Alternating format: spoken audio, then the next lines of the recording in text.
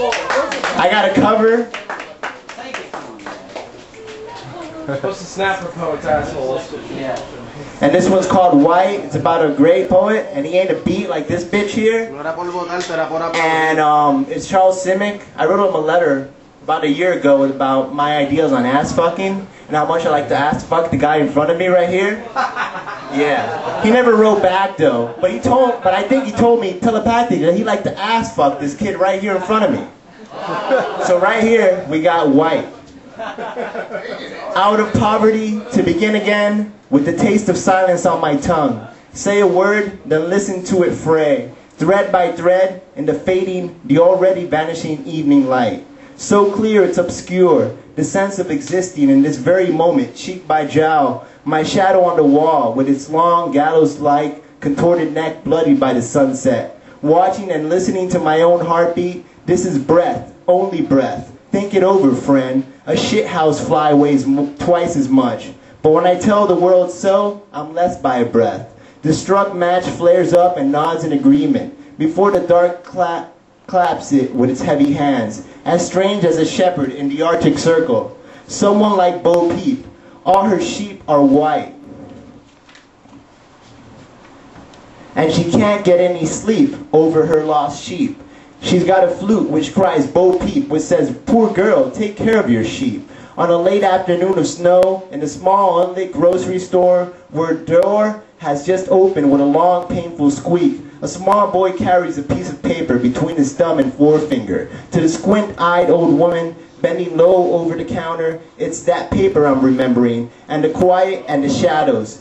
You're not what you seem to be. I'm not what I seem to be. It's as if we were unknowing inmates of someone's shadow box. And the curtain was our breasts, and so were the stage sets, which were like the world we know. His gloves are as gray as the sky, while he holds us up by our feet, swaying over the earth to and fro. We need a marrying preacher, some crow, praise be, by the side of the road, with a sun-reddened beak, studying a wind-leafed black book, all of whose pages are gold-edged and blank. As we wait, with frost sticking on our eyebrows, the sky of the desert, the heavens of the crucified, the great white sky of the visionaries. It's one lone ghost-like buzzard hovering, writing the long centuries obituary column over the white city, the city of our white nights. Mother gives me to the morning on the threshold. I have the steam of my breast for a bride, the snow on my shoes, the hems of her wedding dress, my love always a step ahead, always a blur, a whiteout in the raging dreamlike storm, as if I shut my eyes in order to peek at the world unobserved and saw the nameless in its glory, and knew no way to speak of it, and did nevertheless, and then said something else. What are you up to, smartass? I turn on my tongue skewer. What do you base yourself with? I got bile laced with blood. Do you sprinkle pepper and ash? I bite words as they come into my mouth. And how will you know you're done? My eyes will burn till I see clear. What will you carve yourself with? I'll let my tongue be the knife. In the inky forest, in its maziest, murkiest scribble of words and wordless cries, I went for a glimpse of the blossom-like white erasure over a huge, furiously crossed out something. I can't say I'm much of a cook if my heart is in the fire with the onions. I can't say I'm much of a hero if the weight of my head has pinned me down. I can't say I'm the boss here if the flies hang their hands in my mouth. I can't say I got the smarts if I'm waiting for the evening star to answer me. Nor can I call myself good for nothing thanks to the worms. The worms will have their feast. One has to make do, make ends meet, odds and ends, make no bones about it, make a stab in the dark, make the hair curl, make a door to nowhere, make a megaphone with one's hand, and call and make do with the silence answering. Then all's well and white all day and all night.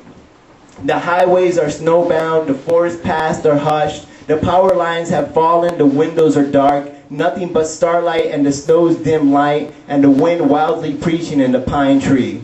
In an unknown year of an all-evil century, on a day of frost and biting wind, a tiny old woman with one foot in the grave met a boy playing hooky. She offered him a sugar cube in a hand so wizened, his tongue twisted into a knot saying thanks. Do you take this line stretching to infinity? I take this white paper lying still before me. Do you take this ring that has no known circumference? I take this breast slipping in and out of it. When you may kiss the dot where your pencil fell on its lead.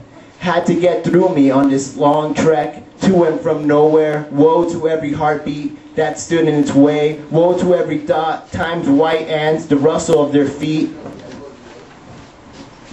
Grave digger ants, village idiot ants. I haven't budged from the beginning. 5 fingers crumpled up over the blank page like a love letter. Do you hear the white night touching down? I hear the ear trumpets, the holy escutcheons turning golden in the dying light. Psst, the white hair falling from my head on the writing paper momentarily unidentified.